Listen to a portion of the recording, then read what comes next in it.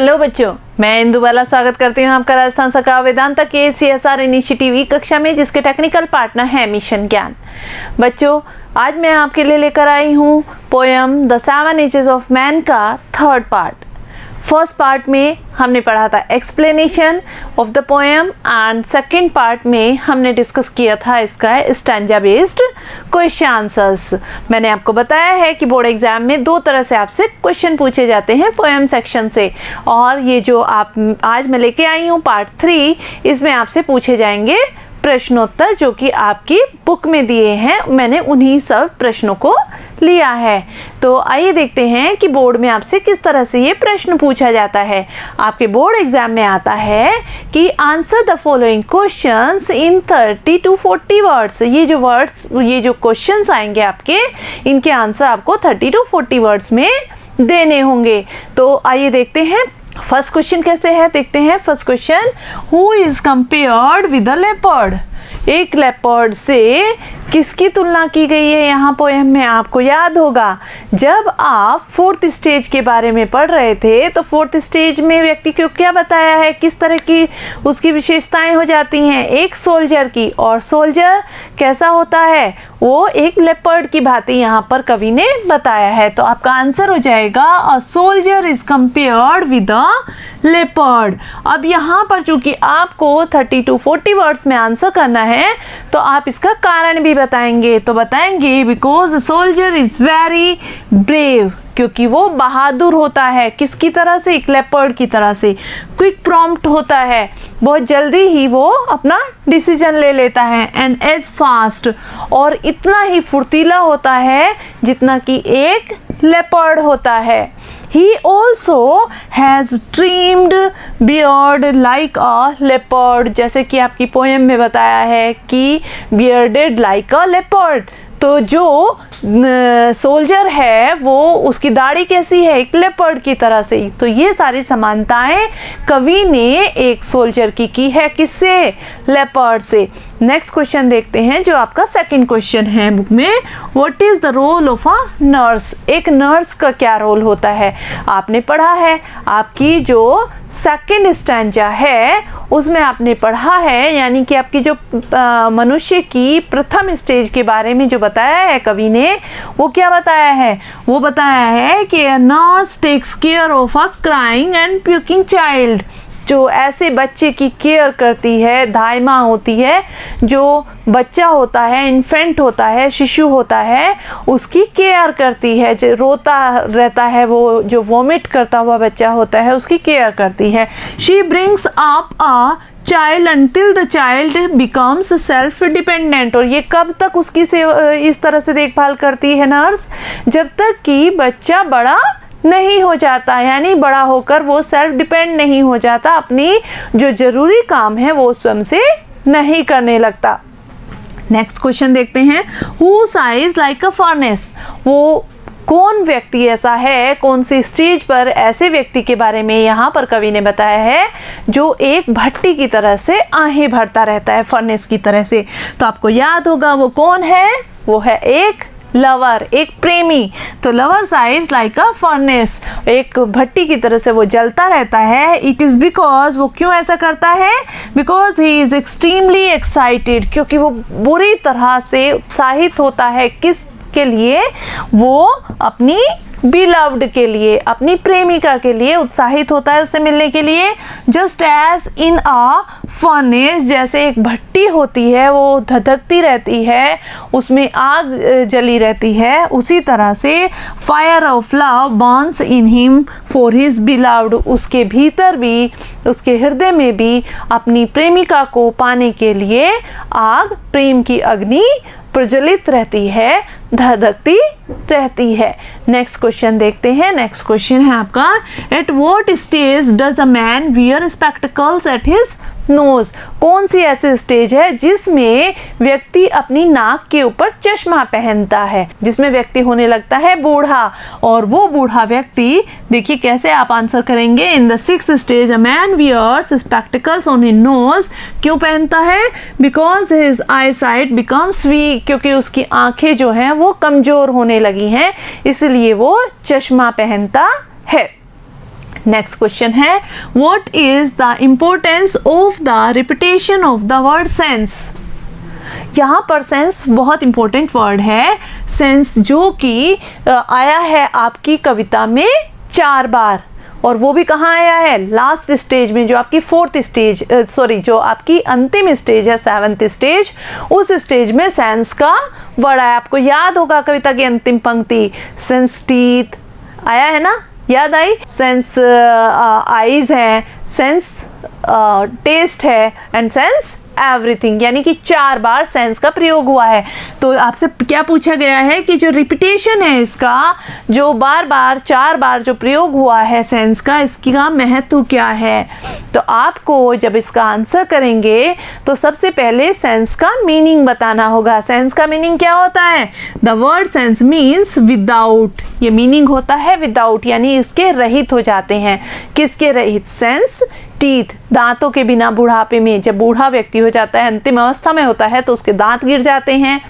Sense eyes, उसकी आंखें चली जाती हैं। सेंस टेस्ट, उसका टेस्ट चला जाता है, और उसकी बहुत सारी चीज़ें जो इस संसार से हमने ली हैं वो चली जाती है, तो रहित हो जाता है, बिना हो जाता है।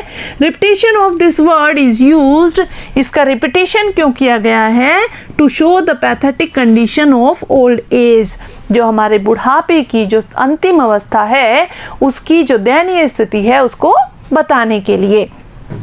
It strengthens the comparison of second childishness, वो किसको बताता है यहाँ पर, जो कंपैरिजन किया गया है, किसका कंपैरिजन, किससे, सेकंड चाइल्डिशनेस का, किससे, चाइल्डहुड से। एक तो हमारा बचपन होता है, और दूसरा बाल्यकाल किसको बताया है, जो हमारी अंतिम अवस्था होती है, उसके कंपैरिजन को और ज़्यादा मजबूती के साथ बताने के लिए ही हमको यहाँ पर सेंस का रिपीटेशन किया है। And the poet wants to say that man becomes helpless and loses everything, और कवि क्या बताना चाहता है हमको इन पंक्तियों के माध्यम से, कि जो व्यक्ति है अंतिम अवस्था में जब होता है तो वो बहुत ही हेल्पलेस होता है, और वो सारी चीज़ें अपनी खो देता है। नेक्स्ट क्वेश्चन देखते हैं। नेक्स्ट क्वेश्चन है, do you find any melancholy reference in the poem, कि इस कविता में क्या आपको कुछ ऐसे संदर्भ मिलते हैं जो दुख देने वाले हों, जो मेलंकलिक हों।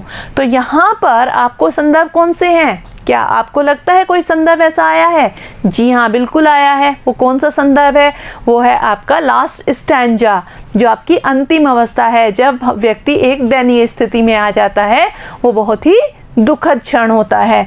तो देखिए आंसर कैसे करेंगे। Yes, we find melancholy reference in the last stanza of the poem. हाँ भाई, हमको ऐसा रेफरेंस मिलता है, और वो कहाँ मिलता है? अंतिम स्टैंजा में, वेयर, जहाँ पर कि poet describes the helpless state of the last stage of a man's life, जहाँ पर कवि व्यक्ति की अंतिम जो अवस्था है उसका बहुत ही असहाय तरीके से उसकी स्थिति को दिखाता है, कि वो बहुत ही असहाय हो जाता है, हेल्पलेस हो जाता है इस स्थिति में आकर, लास्ट स्टेज पर आकर। नेक्स्ट क्वेश्चन देखते हैं। नेक्स्ट क्वेश्चन है, pick out similes from the poem. अब यहाँ पर आप सिमलीज देखेंगे। सिमलीज किसे कहते हैं? सिमलीज यानी कि उपमा, यानी कि जहाँ पर दो चीज़ों की ऐसे तुलना की गई हो, मतलब एक चीज़ को दूसरे के समान बताया गया हो, कि जैसे ये वैसा वो। तो यहाँ पर कौन से ऐसे वर्ड लिए गए हैं जिसमें कि सिमली का प्रयोग हुआ है? जनरली हम सिमली को पहचानने के लिए लाइक और एज का प्रयोग करते हैं। तो लाइक, जैसे यहाँ पर दिया है आपका क्रीपिंग लाइक स्नेल। बच्चा कैसे चलता है जब स्कूल जाने लगता है? अनविलिंगनेस जब उसकी होती है तो वो कैसे चलता है? वो चलता है क्रीप करता हुआ। किस तरह से? जैसे एक स्नेल चलता है, एक घोंगा चलता है। तो यहाँ पर लाइक वर्ड का यूज हुआ है घोंगे के समान। यहाँ पर दूसरा जो है साइंग लाइक फर्नेस, जो प्रेमी है वो किस तरह से धधकता रहता है, किस तरह से आहें भरता है, एक भट्टी की तरह से। तो यहाँ भी लाइक फर्नेस यूज किया गया है। नेक्स्ट है बियर्डेड लाइक द पार्ट, जो सोल्जर की दाढ़ी है वो कैसी बताई गई, किसके समान बताई गई है? वो लाइक द पार्ट बताई गई है। तो यहाँ पर लाइक के थ्रू इन फ्रेजेस में सिमली का प्रयोग किया गया है। नेक्स्ट जो क्वेश्चन है वो क्वेश्चन देखते हैं। नेक्स्ट क्वेश्चन है describe the salient features of all the 7 stages of a man's life. ये लेंथी क्वेश्चन है। एक्चुअली ये मैंने इसलिए आपको लिया है, इसके कुछ फीचर्स किसी पर्टिकुलर स्टेज के आ सकते हैं, तो आपको वो क्वेश्चन कैसे अटेम्प्ट करना है। क्वेश्चन का अर्थ यहाँ पर क्या है कि आपको मनुष्य के जीवन की जो अवस्थाएं हैं, कितनी अवस्थाएं, 7 अवस्थाएं, इन 7 अवस्थाओं के जो विशेषताएं हैं वो कौन कौन सी हैं, यहाँ पर मैंने कुछ ली है, कुछ आप जोड़ सकते हैं। जैसे in the first stage of a man's life he is an infant. पहली स्टेज है, आपको याद होगी वो कौन सी थी, जब वो एक बच्चा होता है और वो शिशु होता है। शिशु के समय वो कैसा होता है, who helplessly depends on his nurse for everything, जो एकदम असहाय होकर एक अपनी जो नर्स होती है उसकी, जो उसका पालन पोषण करती है, चाहे उसकी माँ हो सकती है, उस पर वो निर्भर करता है हर काम के लिए, हर चीज़ के लिए। ना हमसे खा सकता है, ना पी सकता है, ना लेट सकता है, ना बैठ सकता है। तो यहाँ पर वो इन्फेंट की भूमिका में नर्स पर डिपेंड करता है। In the second stage he is school boy. दूसरी अवस्था कौन सी है, जब वो एक स्कूल जाने वाला बच्चा होता है। और उसकी क्या विशेषता होती है, ऐसे में स्पेशल फीचर क्या है उसका, who is not willing to go to school, जो स्कूल जाना ही नहीं चाहता, यानी कि इस संसार की चीज़ों को वो सीखना ही नहीं चाहता, अनिच्छा से वो स्कूल जाता है। नेक्स्ट स्टेज है आपकी in the third stage he acts as a lover, जो कि एक प्रेमी की भूमिका में आता है वो। और प्रेमी की स्थिति में वो क्या करता है, वो size of for his beloved in the, वो अपने जो प्रेमिका है उसके लिए वो आहें भरता है, उसके लिए वो प्यार भरे नगमे लिखता है, वो फुल बैलेट्स गाता है। इसको भी आप चाहें तो यहाँ पर ऐड कर सकते हैं। नेक्स्ट है in the fourth stage he is a soldier, जो नेक्स्ट स्टेज है आपकी फोर्थ स्टेज, उसमें वो एक सिपाही की भूमिका में आता है, एक सैनिक की भूमिका में आता है। और जब सैनिक की भूमिका में आता है तो वो किस तरह से बिहेव करता है, उसका स्पेशल फीचर क्या है, तो आइए देखें। He is readily to quarrel in the name of honour, वो अपना सम्मान पाने के लिए हमेशा लड़ता हुआ प्रतीत होता है। वो बहुत उत्साहित भी होता है, जोश में रहता है, एक सैनिक की भांति ही। नेक्स्ट स्टेज है in the fifth stage he acts as a जज, और जब फिफ्थ स्टेज में आता है वो एक जज की भूमिका में वो कैसे बिहेव करता है, उसका स्पेशल फीचर क्या है। तो अगर हम फिजिकल फीचर की बात करें तो he has a round belly and grows fat, कि उसकी मोटी सी तोंद हो जाती है यहाँ तक आते आते और वो मोटा हो जाता है। इसका एक फीचर और है कि जब फिफ्थ स्टेज तक पहुंचता है तो वो बहुत अनुभवी भी हो जाता है और वो उसका जो बुद्धिमत्ता का मानक है वो भी बढ़ जाता है, बुद्धिमान हो जाता है। तो यहाँ पर उसको भी आप ऐड कर सकते हैं। नेक्स्ट जो स्टेज है सिक्स्थ स्टेज, उस सिक्स्थ स्टेज में वो बन जाता है एक comic figure. He becomes a comic figure.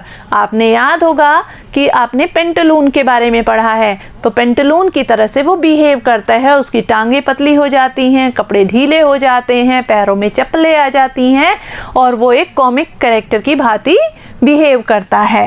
And पूरी अपीयरेंस उसकी उस तरह से होती है। In the seventh and last stage, जो सेवंथ स्टेज है, यहाँ पर आप सेवंथ लिखेंगे, जो सेवंथ लास्ट स्टेज है उसकी, ही becomes a child again because all his senses start fading away. वो लास्ट स्टेज में फिर से वो दूसरे, जैसे बाल्यकाल होता है, उसको लास्ट स्टेज को सेकंड चाइल्डिशनेस कहा है।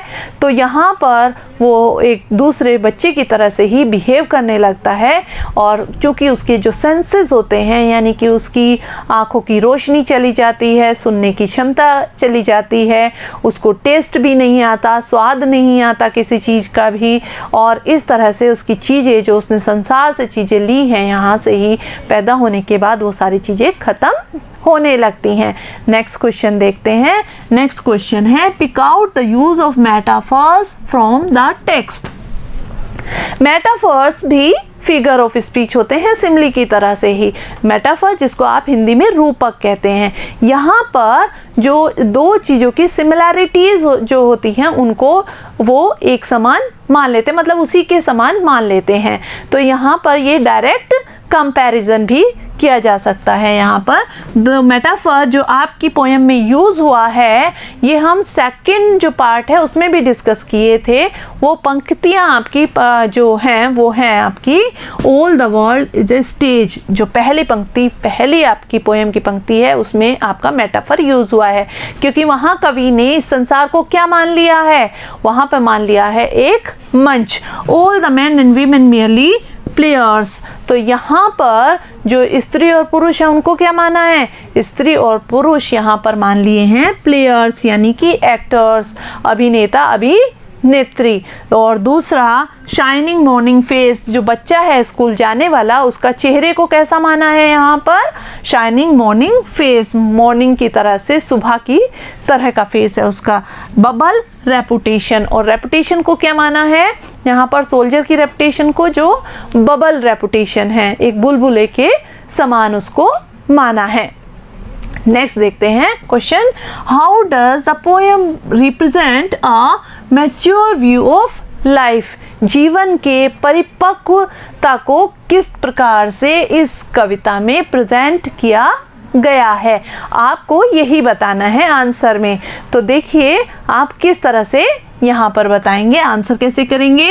The poem represents a mature view of life by comparing man's life to a drama. यहाँ पर आप बता सकते हैं कि जैसे कवि ने यहाँ पर क्या लिया है, विलियम शेक्सपियर ने यहाँ पर क्या लिया है कि एक जीवन को क्या माना है, एक ड्रामा माना है, और जो उसका ड्रामा है and the world to a stage, और पूरे संसार को क्या माना है, वो माना है एक स्टेज यानी एक मंच।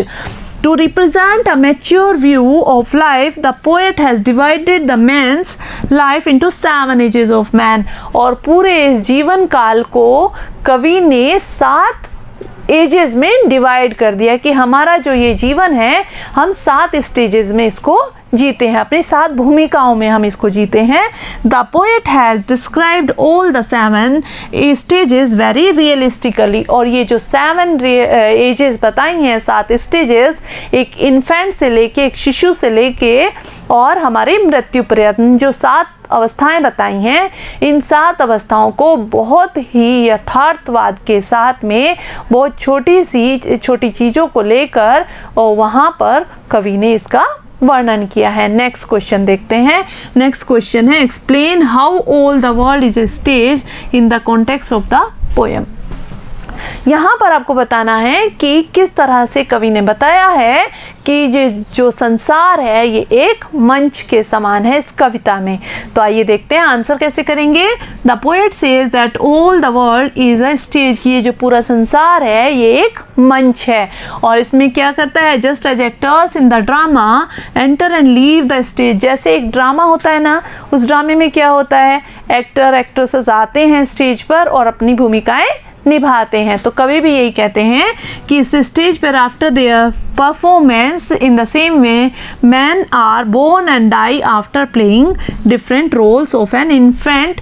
तो स्त्री और पुरुष भी क्या करते हैं, वो इस स्टेज पर आते हैं, यानी कि संसार में जन्म लेते हैं और अपनी सारी भूमिकाओं को निभाते हैं। और उसके बाद जब भूमिकाएं खत्म हो जाती हैं तो वो मृत्यु को प्राप्त हो जाते हैं। और वो भूमिकाएं कौन कौन सी हैं, वो भूमिकाएं हैं सबसे पहले एक इन्फेंट की, उसके बाद फिर भूमिका आती है स्कूल बॉय की, फिर थर्ड स्टेज है लवर की, फोर्थ स्टेज में वो एक सिपाही की भूमिका में आ जाता है, फिफ्थ स्टेज में एक जस्टिस यानी न्यायाधीश की भूमिका में होता है, फिर वो जो सिक्स्थ स्टेज है जब वो बुढ़ापे की तरफ चलता है तो वो एक विदूषक की भूमिका में पेंटालून की भूमिका निभाता है, और फिर जो लास्ट स्टेज है वो है एक ओल्ड मैन की, एक बूढ़े व्यक्ति की भूमिका में आता है। These 7 stages of life are like the 7 acts of the drama of life। और इस तरह से ये जो 7 अवस्थाएं हैं जीवन की,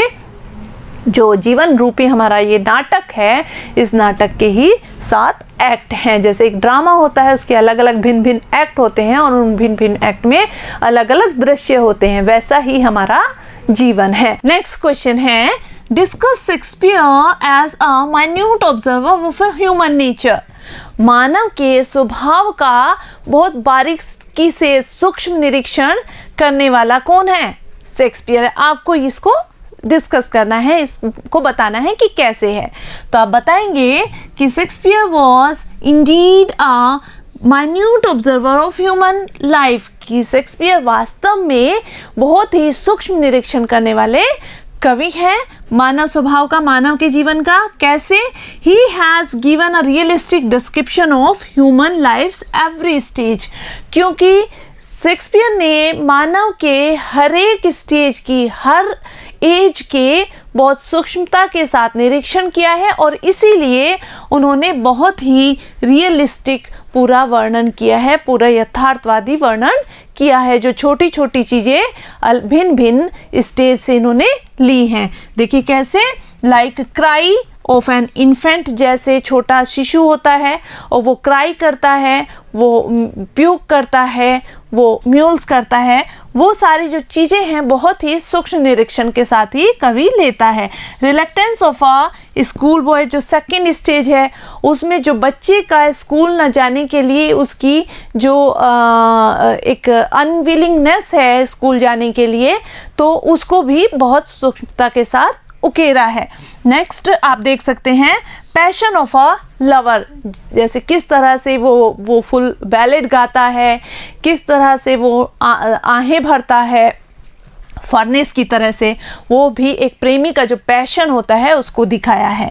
behaviour of a soldier, next stage जो आती है, फोर्थ स्टेज, उसमें एक सिपाही, एक सैनिक की भूमिका में जब व्यक्ति आता है, जब वो पूरा जोश से भरा रहता है, तो किस तरह से उसका बिहेवियर होता है, किस तरह से वो क्षणिक सम्मान पाने के लिए अपने आप को खतरे में डाल देता है, यानी कि रिस्क उठाने का जो उसका लेवल है वो बहुत उच्च होता है।